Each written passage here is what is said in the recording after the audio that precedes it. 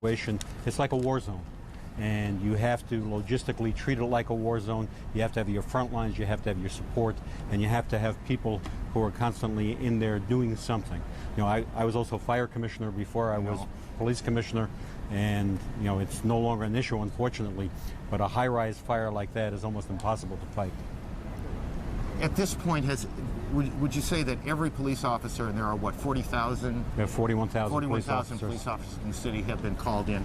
Oh, every one of them. I know every firefighter has been called in. And how many firefighters? There are 14,000 firefighters, and I'm sure we'll be getting help with equipment from our adjoining communities as well. I mean, this is a logistical exercise that makes the first attack on the World Trade Center, you know, relatively small. Because of its scope. Because of its scope. And its place in the building itself, that it was high up in the building. Does that complicate things? It does. Once you get above the 10th floor in a fire, it's almost impossible to fight a high-rise fire above the 10th floor, except by sending firefighters up there and using hose stands. Then you run into water pressure problems.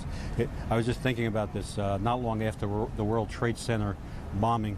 The engineer who designed the World Trade Center told me that the World Trade Center was designed to withstand a 707 direct impact.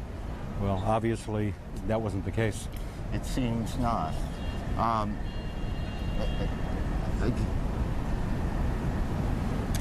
We are getting reports, and we are getting lots of reports, and we want to be careful to tell you when we have confirmed them and not. But we have a report that a 747 is down in Pennsylvania, and that remains unconfirmed at this point, and so we will check on that. I want to get back to the former commissioner in a moment, but again, to briefly recap, you have buildings in Washington now evacuated, the White House, the Pentagon. We have a report that there has been a collapse at part of the Pentagon itself. There was an explosion. You can see the Pentagon on the right side of your screen, and that is a live picture as well. On the left side of your screen, you see the situation here in Lower Manhattan in New York, where both of the World Trade Center towers have collapsed. This morning, as people were coming to work, all airports in the country have been shut down. International flights that were heading this way are being diverted to Canada.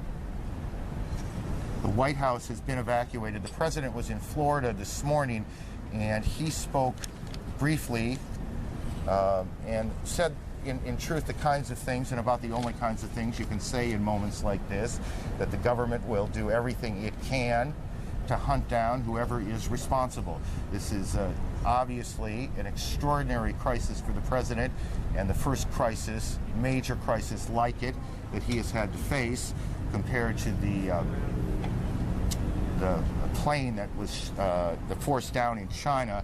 That seems small right now compared to what's going on here in New York and in Washington, and the president is headed back on Air Force One from Florida to the White House. The White House itself has been evacuated. We are trying now to figure out where the relevant players in Washington are, where the vice president is, the national security team, where they are meeting. We are working very hard right now to find out what both the FBI, what the CIA, what the Secret Service knows. It is chaotic now in two cities. You have major buildings that have been evacuated. It's very difficult, obviously, to get phone calls through as you look at the Pentagon, and I suspect we are also getting a report as you look at these pictures of the Pentagon, and I, in all honesty, suspect you see them a little more clearly than I do, but part of the building appears to me, as I look at it, to have collapsed. That's the Pentagon, and those pictures are live at 10:40 Eastern Time this morning. We have a report now of a fourth explosion at the Trade Center, and Brian Palmer, CNN correspondent, is as close as he can get to the area. Brian, what can you tell us? We are, in fact, as close as we can get. I'm not going to give you an exact time frame, but several minutes ago we were standing in front of the United States courthouse when we saw the second World Trade Center disappear from the skyline. It collapsed before our eyes, again, in a plume of ash and debris. People rushed north. We had a New York City Police Department officer here with us who witnessed the first collapse, but he actually had to dash off to duty. We've been watching people crying. Some people had relatives in the buildings. They are not sure whether they are whether they've been evacuated, removed for the buildings, or not. Was there, Brian, did it sound like there was an explosion before the second collapse, or was the noise the collapse itself? Well, from our distance, I was not able to distinguish between an explosion and the collapse. We were several hundred yards away, but we clearly saw the building come down. I heard your report of a fourth explosion. I can't confirm that, but we heard some boom, and then the building fold in on itself. We are told, Brian, hang on, we're told that the Secretary of Defense is being evacuated from the Pentagon. The Pentagon, portion of the Pentagon has collapsed after, and I'm not precisely sure on this, and I want to tell you when I'm not precisely sure, but apparently a plane or helicopter hit part of the Pentagon itself. As you take a look at the pictures there, I must say every time we hear a plane coming up overhead, it gets a little nervous where we are. Whatever is happening and whoever is responsible, we have no way of knowing if it's played out yet or if it's just going on. So every time we hear a plane go by, we wonder what the situation is and where it is headed. That sound, we're told by a person here, they believe that is a fighter jet. Federal office buildings around the country, is that correct? All over the country have been closed, or just in Washington? Well, we were not allowed into the federal courthouse here, where CNN maintains a workspace. The officers just said we're not allowing you in. I think that's a security precaution. Got it. Stay with me a little bit. All federal office buildings now, all federal office buildings in Washington, D.C. Are being evacuated as we speak to you now. There are a variety of reports, and it's important to try and put this in some kind of order, but the most important things to tell you if you're just joined in is that what has all the makings of an extraordinarily well-planned terrorist attack on both Washington and New York has taken place this morning. The trade centers here in New York, the two World Trade Center towers, have collapsed after being hit by a plane. Maria Hinojosa joins us on the phone. She is in New York, down near the building. Maria, what can you tell us? Well, I'm actually at St. Vincent's Hospital right now, where at about 40 to 45 minutes after the first explosion, they started seeing patients here. What I'm hearing, and I have not been in the ER yet, is that they have at least 100 patients or more, that several of those people were dealing with issues of smoke inhalation, many of them throwing up, that there were several people who went directly to the operating room who are in very critical condition. Outside the hospital, people are coming in trying to help, to donate blood. Essentially, everybody here at this hospital is in a state of shock. I mean, I walked into the testing area, and the women here who usually just draw blood are also extraordinarily moved and shocked. They're moving in and out of the emergency room to try to help as many people as possible.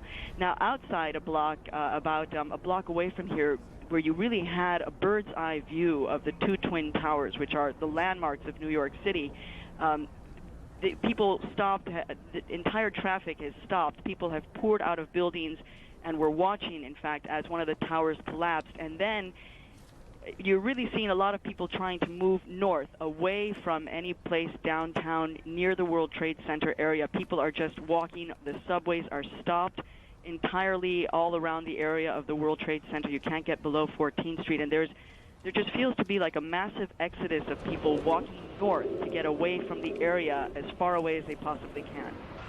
Maria, I know Kitty Pilgrim is with you as well. That's right, I'm right Kitty, here. tell us what you've been able to report on. I'm actually reporting from Kennedy Airport at the United Terminal, and I was here this morning flying out. When they made an announcement about 20 of 10 that all flights were grounded, people thought it was just a normal course of airport business these days. And so there was not much of a reaction, and then the news started to trickle through. It was not an official announcement made over the intercom. Kitty, let me interrupt for just a second. The Associated Press is reporting that federal officials fear that a second hijacked plane or another hijacked plane is headed towards the Pentagon, and I'm looking for the time on this. We will continue to check that out. Kitty, I apologize for interrupting. Why don't you continue? Did we lose her? Everyone didn't react, but then the news came through. I have never seen Kennedy in this condition. I've been here many times. People are in absolute shock. No one's talking. They were just staring at each other with their arms dropped to their sides. A pin could drop in the United Terminal. There were a couple of hundred people there, and no one was saying anything. After about 20 minutes, people rushed to the phones. You cannot phone out. There's no real access back to the city. People are trying to get back. They've unloaded the baggage from the planes. They've asked that everyone pick up their bag and take it out of the terminal and take it home. And they're asking everyone to please leave. People are just finding it difficult to leave. They are not officially evacuating Kennedy Airport at this point, at least at the United Terminal. The attendants have been asked to stay. And again, there's still several hundred people standing around not knowing what to do. No one's even speaking. And again, for people, Kitty, thank you, not familiar with New York, Kennedy is the major airport handling international flights into the city. It is also an enormous complex of 7 or 8 or 9 terminals. That's exactly right. And in fact, the baggage has been unloaded into a separate terminal from where I am, and they're asking people to walk over, pick up their bags, and take them out. It's virtually impossible to get from place to place at Kennedy, and of course, bridges and tunnels into Manhattan are inaccessible at this point. No one has anywhere to go.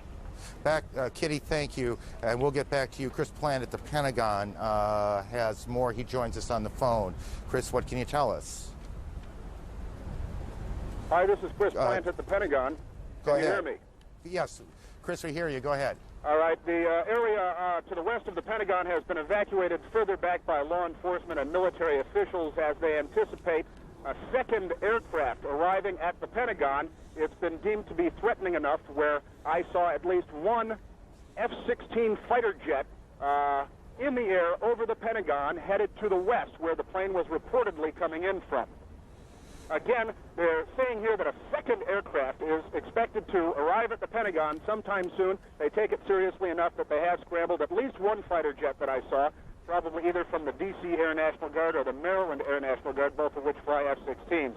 The west front of the building of the Pentagon along Route 27 has now partially collapsed. About a 60-foot section of the building laterally has collapsed the entire 5 stories. The building is obviously, the fire is traveling inward in the building toward the courtyard, and this wedge, as they call it, of the Pentagon, the westernmost wedge, which was just refurbished and was in fact reinforced for terrorist attack and for just this sort of thing. I know that there were a significant number of injuries. I'm unaware of any numbers on fatalities at this point. People here who came from the building are suggesting that surely there were fatalities, but no one could confirm any. I have spoken to a number of people that I know who pulled people out of rubble. There were severe injuries. There are a number of helicopters here evacuating injured people, and I am told by one senior military source that the plane in the side of the building has been tentatively identified as a Boeing 767, a full-sized airliner, Boeing 767.